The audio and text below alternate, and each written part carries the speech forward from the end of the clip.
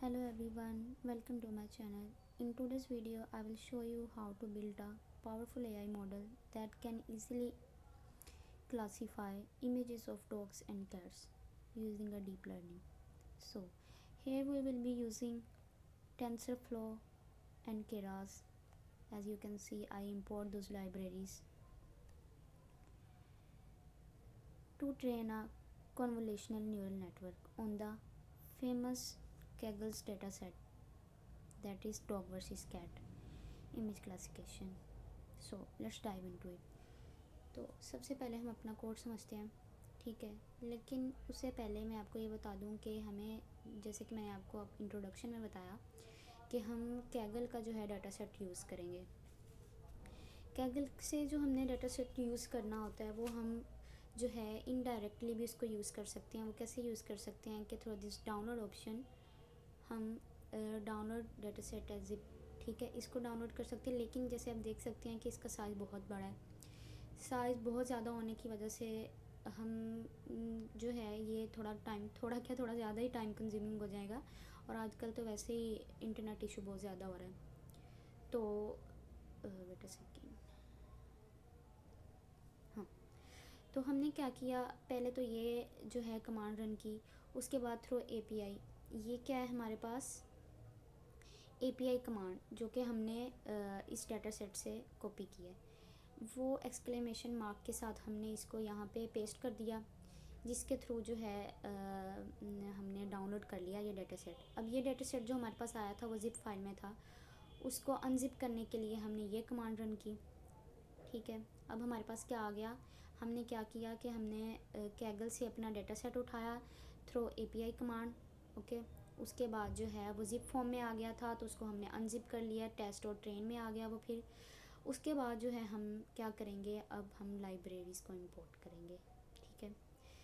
जैसे कि मैंने आपको बताया था टेंसर फ्लो का यूज़ करेंगे, कैरस का यूज़ करेंगे, ठीक है.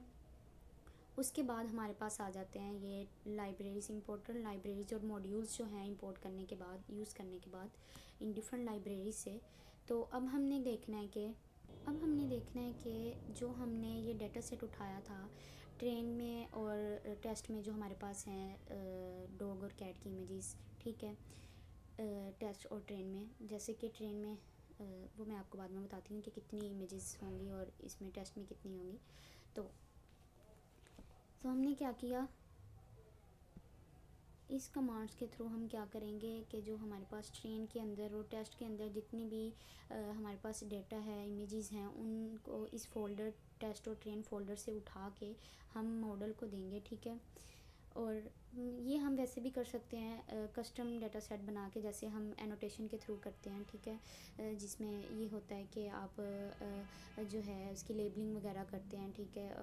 तो मतलब वो थोड़ा मुश्किल हो जाता है लार्ज डाटा सेट के लिए कि आप एक एक पिक्चर लें, उसकी एनोटेशन करें, उसका लेबल नेम दें और क्लासिफिकेशन वगैरह करें, उसको नेमिंग वगैरह करें. तो वो बहुत ज़्यादा हमारे लिए मुश्किल हो जाता है. इसीलिए हमने जनरेटर यूज़ किए, ठीक है, जो कि कैरस हमें प्रोवाइड करता है. ये जनरेटर जो कि हमने एक ऑब्जेक्ट ट्रेन डीएस के नाम से जो है उसमें हमने स्टोर करवा लिया है.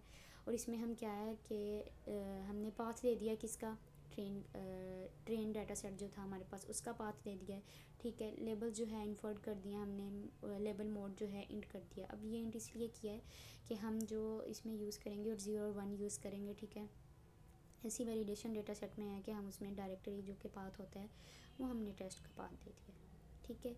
ये हमारे पास क्या था कि पहले हमने कैकल से डाटा सेट जो है इंपोर्ट किया, ठीक है, डायरेक्टली इंपोर्ट किया एपीआई के थ्रू.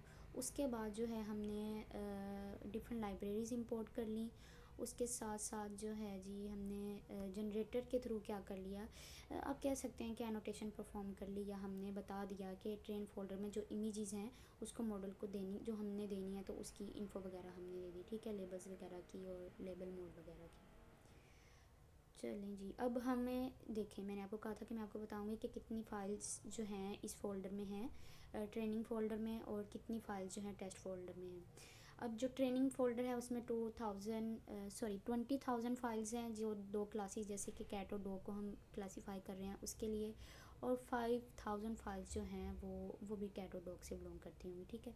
अब जैसे कि हमें पता है कि जो हम किसी चीज़ को ट्रेनिंग कर रहे होते हैं किसी मॉडल को, तो वो जो मॉडल है 80% जो है डाटा वो यूज़ करता है, 80 to 85% जो डाटा होता है वो यूज़ करता है ट्रेनिंग के लिए, और बाकी का 20 या 15 जो हमारे पास डाटा होता है वो यूज़ करता है वैलिडेशन कह सकते हो या फिर टेस्टिंग के लिए, ठीक है। अब ये जो हमें सारा इसके थ्रू जो इनपुट हमारे पास आई है वो होती है नमपे एरे की ना फॉर्म में, और इसकी वैल्यूज़ हमारे पास होती है, रेंज करती है 0 से 255। लेकिन जैसे कि हमने इधर जो है 0 to 1 के फॉर्म में करना है कि अगर तो कैट आए तो वो हमें 1 शो करे, अगर तो वो 0 आए वो हमें सॉरी डॉग आए तो वो हमें 0 शो करे। नॉर्मलाइजेशन के थ्रू हमने ये किया है कि हमने एक प्रोसेस नाम का फंक्शन लिया है जो कि इमेज और लेबल को एज अ पैरामीटर ले रहा है, एज अ इनपुट ले रहा है, ठीक है। उसके बाद इसको हम डिवाइड कर देंगे 255 को इस इमेज को, और उसके बाद जो है ये रिटर्न कर देगा हमें इमेज और लेबल, ठीक है। देन हमने क्या किया है कि ट्रेन डीएस नाम का एक हमने ऑब्जेक्ट बना लिया है जो कि मैप करेगा ट्रेन डीएस में जो हमने पीछे लिया था, दिखाती हूँ आपको। ट्रेन डीएस में जो हमने ट्रेन डाटा सेट जो हमने लिया था और उसको जो है डिफरेंट हमने लेबल्स पर लेबलिंग वगैरह और चीज़ें की थी, ठीक है, उसको ले लेगा और इसी तरह वैलिडेशन को ले लेगा, ठीक है। और ये जो मैप नाम का जो हमने फंक्शन कॉल किया है वो इस ट्रेन डीएस से जो है हमारा इमेज भी लेगा हमारी, और उसके बाद जो है हमारी जो है उसको उसकी लेबलिंग भी लेगा उस एक इमेज की, ठीक है। और उसके बाद जो है हमारा वैलिडेशन डाटा सेट के लिए भी ऐसे ही होगा, और उसके बाद जब ये रिटर्न करेगा ना इमेज और लेबल, वो इसके इस ऑब्जेक्ट के अंदर दोबारा से आ जाएगा, ठीक है।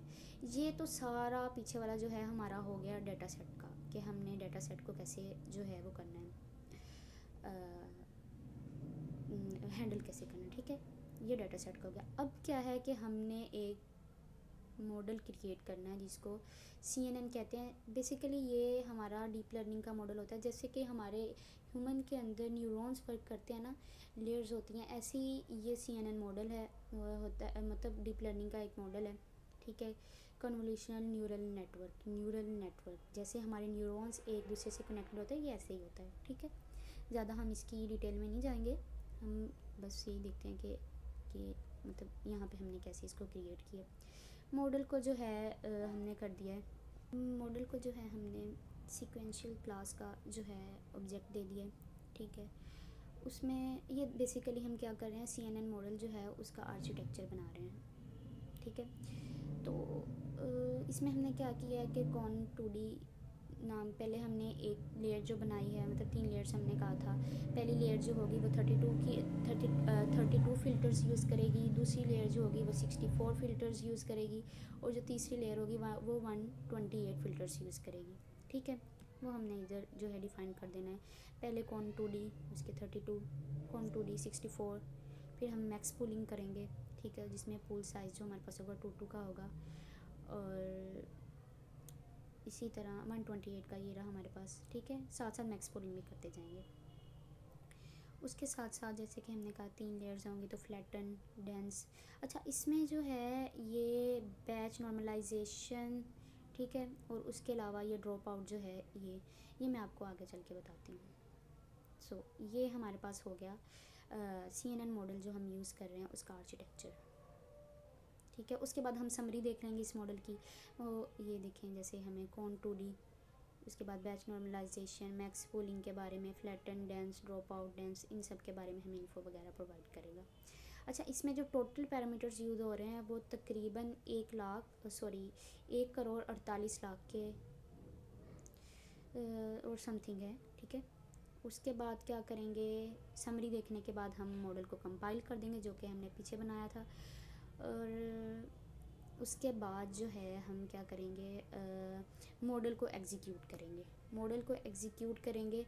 तो उसमें हमने क्या दे दिया, जो हमने ट्रेनिंग डाटा सेट पीछे हमने किया था वो इपॉक्स दे देंगे 10, और वैलिडेशन डाटा में के अंदर हम जो हमने वैलिडेशन या ट्रेनिंग डाटा सेट लिया था वो दे देंगे, ठीक है। ये काफ़ी ज़्यादा मतलब इसको टाइम लगता है। अच्छा, इसमें ना अगर हम यूज़ करें run time, change run time to T4 GPU, अगर हम GPU ये ना इसमें यूज़ करेंगे, इससे क्या होगा कि आपका जो ये एग्जीक्यूट होगा ना आपका मॉडल, उसमें ज़्यादा टाइम नहीं लगेगा। अगर आप इसको नहीं चेंज करते तो ये बाय डिफ़ॉल्ट जो है आपका जो है CPU ही हो जाएगा। तो इसमें क्या है कि थोड़ा ये टाइम कंज्यूमिंग है और मतलब इसको टाइम लगेगा एग्जीक्यूट होते हुए, इन सारी पॉक्स को डाउनलोड होते हुए। ठीक है, उसके बाद जो है हमने जो ये ट्रेनिंग का रिज़ल्ट देखने के लिए जो हमने जो है हम ये डिफरेंट मैटप्लॉटलिब से ग्राफ यूज़ करेंगे, मतलब मैटप्लॉटलिब लाइब्रेरी से को यूज़ करते हुए हम जो है ग्राफ प्लॉट करेंगे ट्रेन और वैलिडेशन जो है उसका, या ट्रेन या टेस्ट का जो है के दरमियान। ठीक है, ग्राफ प्लॉट करेंगे इनकी एक्यूरेसी के दरमियान। जैसे कि अब आप देख सकते हैं कि जैसे जैसे इपॉक्स बढ़ रहे हैं, ट्रेन डेटा सेट जो है वो इंक्रीज़ हो रहा है। ठीक है, या कह सकते हैं कि लीनियरली जा रहा है, लेकिन जो वैलिडेशन है वो जो है हमारा डिक्रीज़ हो रहा है और इनके दरमियान गैप भी बहुत ज़्यादा है हमारे पास। ठीक है, और ये फ्लक्चुएट कर रहा है बिटवीन 0.60 से 0.65 के दरमियान। ठीक है, कभी कम हो रहा है, कभी ज़्यादा हो रहा है।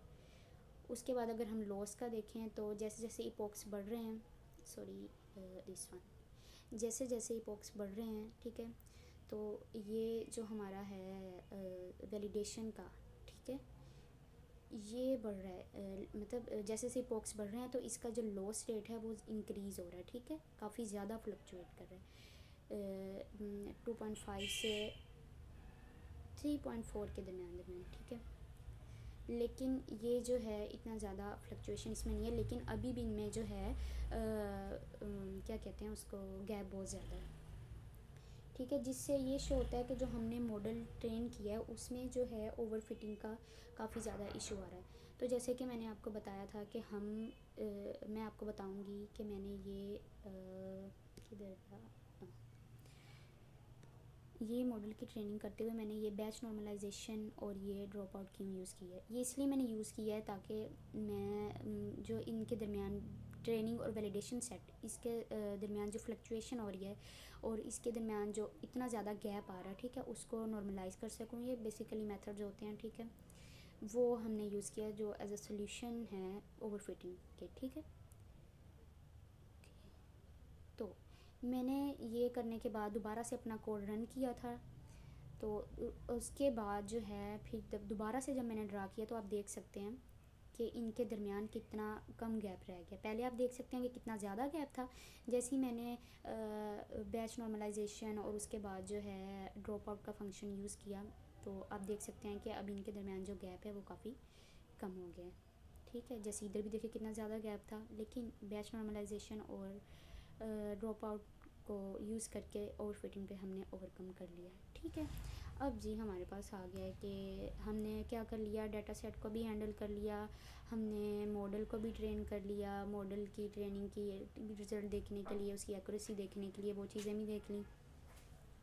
अब उसके बाद जो है हम यूज़ करेंगे CV2 लाइब्रेरी, और इसमें CV2 लाइब्रेरी और उसमें हम क्या करेंगे, टेस्ट इमेज CV रीड कर लेंगे। अब जो हमने इमेज देनी है, जैसे कि इधर मैंने कैट की दी थी, ठीक है, उसका पाथ जो है कॉपी करके मैंने इधर दे दिया। उसके बाद जो है वो शो करेगा। हम डिफरेंट उसके मैटप्लॉटलिब की को लाइब्रेरी को यूज़ करते हुए, सॉरी डिफरेंट नहीं, मतलब मैटप्लॉटलिब लाइब्रेरी को यूज़ करते हुए, मैटप्लॉटलिब लाइब्रेरी को यूज़ करते हुए, ठीक है, इसने रीड कर लिया। अब उसके बाद हमने mshow नाम का जो है सॉरी ये CV2 के ज़रिए हमने रीड किया, ठीक है, इसका पाथ जो कि उसमें आ जाएगा numpy array के थ्रू में आ जाएगी इसकी आउटपुट। और उसके बाद जो है हमने मैटप्लॉटलिब लाइब्रेरी से इसको mshow नाम का जो है एक फ़ंक्शन ले लिया जो कि इस इमेज को शो करवा देगा। उसके बाद जो है हम इसकी शेपिंग देखेंगे 427 और 640, जैसे कि पीछे हमने लिया था 256 का, ठीक है, इधर हमने 256 3 चैनल्स की फॉर्म में लिया था, लेकिन ये काफ़ी ज़्यादा है, मतलब इसका साइज़, इस इमेज का साइज़ काफ़ी ज़्यादा है। तो हम इसको क्या करेंगे, रीसाइज़ कर लेंगे। रीसाइज़ कैसे करेंगे कि जो है CV2 का फंक्शन रीसाइज़ यूज़ करते हुए 256 कर देंगे। उसके बाद टेस्ट इनपुट नाम का एक ऑब्जेक्ट ले लेंगे जिसमें हम रीशेप इसको कर देंगे एक आउटपुट 256 उसके और 3 चैनल्स की फॉर्म में। ठीक है, तो ये हमें जो प्रेडिक्ट करेगा जो हमारी आउटपुट आई है 1, जैसे कि मैंने बताया था कि अगर कैट होगी तो 1 शो करेगा और अगर डॉग होगा तो वो 0 शो करेगा। अब मैं आपको ये डॉग की जो है करके डॉग की इमेज लेके दिखाती हूँ कि ये इसको कैसे प्रेडिक्शन करेगा इसकी। ठीक है, इधर से हम कॉपी करेंगे इसका पाथ। कॉपी पाथ करने के बाद हम क्या करेंगे, इधर इसको पेस्ट कर देंगे।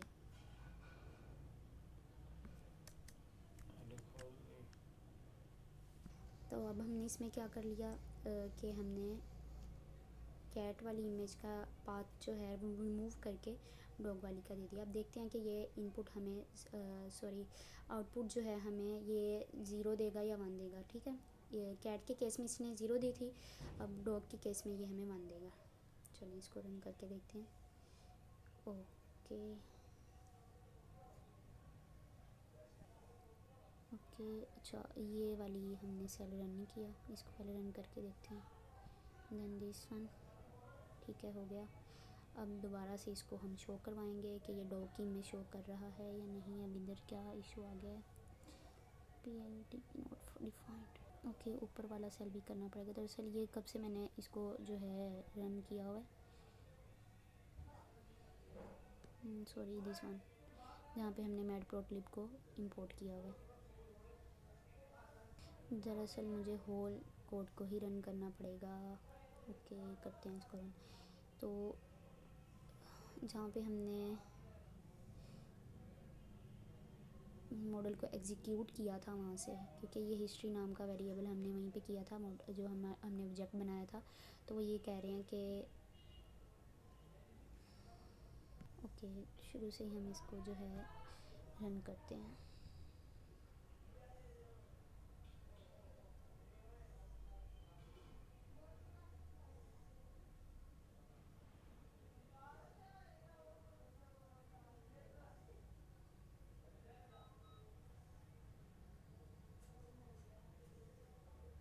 क्योंकि वो हमें पीछे से कह रहे थे कि आपने ये जो हिस्ट्री नाम का वेरिएबल है और जो मॉडल नेम है ये डिफ़ाइन नहीं है, जो कि हमने पीछे डिफ़ाइन किए हुए हैं, तो हमें दोबारा से ही सारा जो है कोड रन करना पड़ेगा।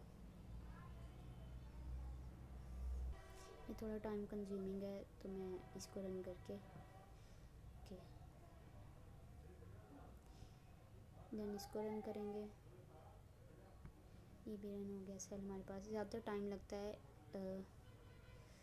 मॉडल समरी, ठीक है, ज़्यादा टाइम हमें लगता है।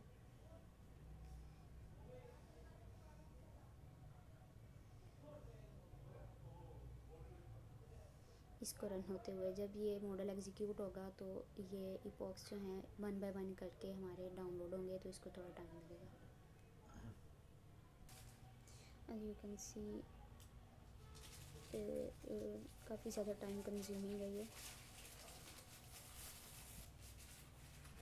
जैसे कि आप देख सकते हैं 5 इपॉक्स हो गए हमारे, बाकी के हमारे 5 रह गए हैं, तो वो हो जाएं तो दोबारा से हम कंटिन्यू करते हैं हमारा प्रोजेक्ट। सो हमारे जो 10 इपॉक्स थे वो डाउनलोड हो चुके हैं। ठीक है, मतलब हमारा जो ऑब्जेक्ट था वो जो हमारा मॉडल था वो एग्जीक्यूट या रन हो चुका है। तो अब उसके बाद हम जो आगे के सेल हैं वो उसको हम रन करते हैं। ये मैं नहीं रन करूँगी क्योंकि ये ओवरफिटिंग को हैंडल करने से पहले के हैं।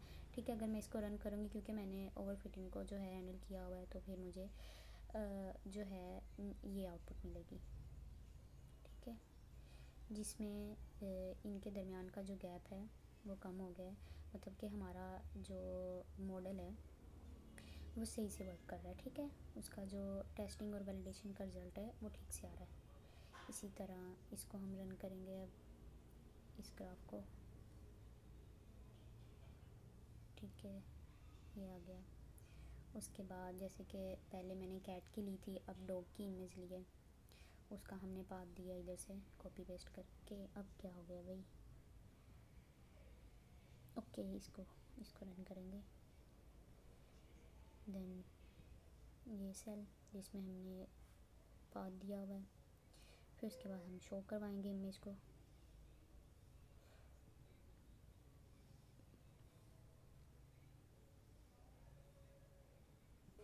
क्योंकि मैंने जो इमेज ली थी दोबारा से मैंने अपलोड की, इधर से अपलोड नहीं की हुई थी, तो फिर बाद में उसका कॉपी जो है पाथ जो कॉपी करके उसका फिर मैंने पेस्ट किया यहाँ पे। क्योंकि दोबारा से मैंने कोड रन किया है ना, तो इधर जो बाद में मैंने अपलोड की थी मतलब पहले से अपलोड की हुई थी मेरी जो पिक्चर्स डॉक्यूमेंट फाइल्स की फॉर्म में, तो वो भी साथ साथ ना डिलीट हो गई, तो वो दोबारा से मैंने इधर इंपोर्ट किए हैं। ठीक है, उसके बाद हमने शो करवा दी। अच्छा, ये जो इसके कलर ऐसे आ रहे हैं वो इस वजह से आ रहे हैं क्योंकि हमारी जो RGB होती है, रेड ग्रीन ब्लू करके जो हमारे चैनल्स होते हैं वो थोड़ा बहुत फ्लक्चुएट कर जाते हैं। उसके बाद हमने इसकी शेप देख ली, 427, 640 और 3। अब इसकी जो है हम रीशेपिंग रीसाइजिंग करेंगे जैसे मैंने पहले भी बताया था। अच्छा, अब ये देखें, ये हमें बता रहा है, ठीक है। अब ये हमें ओके, इसकी रीसाइजिंग करेंगे हम। ये तो कैट वाले की ही थी ना, दोबारा से अभी इसकी रीसाइजिंग करेंगे। ठीक है, 183 ये ठीक है, 275 ये एक्सीड कर रहा है तो हम इसको रीसाइज़ कर लेंगे 256 में। उसके बाद जो है हम इसको रीशेप कर लेंगे क्योंकि एक इनपुट हमारे पास है और एक ही आउटपुट आएगी। और उसके बाद जो है हम प्रेडिक्ट करेंगे इनपुट को।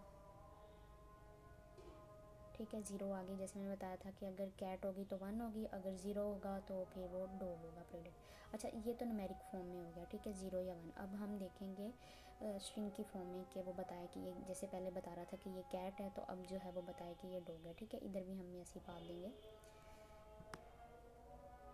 पाथ को कॉपी पेस्ट कर लेते हैं क्योंकि मैंने पहले से ही कॉपी किया हुआ है। इसको हम रन करेंगे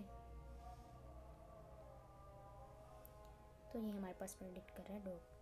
सो ये हमारा मॉडल था जिसमें हमने क्या किया, पहले हमने डाटा सेट लिया, ठीक है, डायरेक्टली इंपोर्ट करवाया हमने API के थ्रू कैगल से। उसके बाद हम डिफरेंट जो है जिप की फॉर्म में आ गया था तो हमने उसे अनजिप किया। उसके बाद हमने डिफरेंट लाइब्रेरीज इंपोर्ट की जैसे कि मैंने इंट्रोडक्शन में भी बताया था, टेंसरफ्लो और केरास। उसके बाद जो है मैंने जनरेटर बनाया, जनरेटर के थ्रू जो है इसकी जो हमारे पास डिफरेंट फोल्डर्स में इमेजेस थी उसको यूज़ करने के लिए हमारे मॉडल में। ठीक है, उसके बाद हमने इसको नॉर्मलाइज़ कर लिया। उसके बाद हमने मॉडल क्रिएट किया। मॉडल क्रिएट करने के बाद हमने मॉडल की समरी देखी। समरी देखने के बाद हमने जो है उसको मॉडल को कंपाइल किया। कंपाइल के बाद हमने मॉडल को एग्जीक्यूट किया। उसके बाद हमने इसकी ट्रेनिंग के रिज़ल्ट को देखने के लिए मैटप्लॉटलिब को यूज़ करते हुए हमने ये जो है ग्राफ के थ्रू हमने ट्रेन और टेस्ट की एक्यूरेसी देखी। उसके बाद इसमें जो हमें शो कर रहा था कि हमारे पास जो है वो ओवरफिटिंग का इशू आ रहा है, तो हमने जो है बैच नॉर्मलाइजेशन और ड्रॉप आउट के ज़रिए इसको फिक्स किया। उसके बाद जो है हमने इमेज ली, उसको शो करवाया, न्यूमेरिक फॉर्म में भी शो करवाया। उसके बाद हमने उसको एज अ स्ट्रिंग जो कि डॉग या कैट बताया उसमें भी जो है शो करवाया। तो आज की यही डिस्कशन हम इधर एंड करते हैं। नेक्स्ट इंशाल्लाह किसी और प्रोजेक्ट को लेके हम आएंगे। तब तक के लिए अल्लाह हाफिज़।